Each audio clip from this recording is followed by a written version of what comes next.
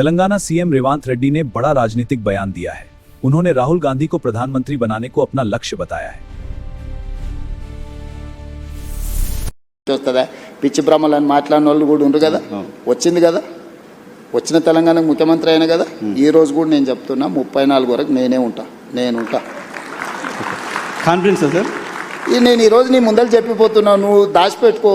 34 తర్వాత నేను జాతీయ రాజకీయాల వైపు పోయినప్పుడు ఆ రోజు వచ్చి నువ్వు అడుగు. నువ్వు ఆ రోజు చెప్పి 34 వరకు ఇక్కడ 34 వరకు స్టేట్ పాలిటిక్స్. 34లో గెలిస్తే కూడా రేవంత్ రెడ్డి సీఎం గా ఉండరు, వెళ్ళిపోతారు. 34 తర్వాత మొత్తం 100% సీట్లు గెలిపించి కాంగ్రెస్ కి అధికారం ఇచ్చినా కూడా నేను ముఖ్యమంత్రి పదవి తీసుకోను.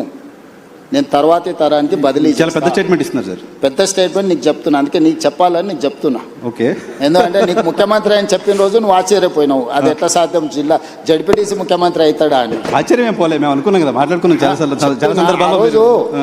ఎవరైనా ఒక జడ్పీటీసీ ఇండిపెండెంట్ గా గెలిచి రాష్ట్రం వస్తే నేను ముఖ్యమంత్రి అవుతా అంటే ఎవరైనా నమ్ముతారా? నమ్మరు కదా. సో ఇది నోట్ చేసి పెట్టుకోవచ్చు. 34 తర్వాత రేవంత్ రెడ్డి తెలంగాణ. ఈ రోజు మాట్లాడే ప్రతి మాట నువ్వు దాచిపెట్టుకోని లైబ్రరీలో, నీకు అవసరమైనప్పుడల్లా చూసుకో.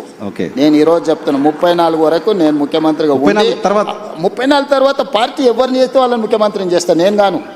అవకాశం ఇస్తే కూడా నేను తీసుకోను. सियासत से लेकर सड़क तक ऐसी ही चटपटी और बड़ी खबरों के लिए जुड़े रहिए कोशी वॉइस के साथ। अभी सब्सक्राइब करें और अपडेट्स पाते रहें। फिलहाल मुझे दीजिए इजाजत। धन्यवाद।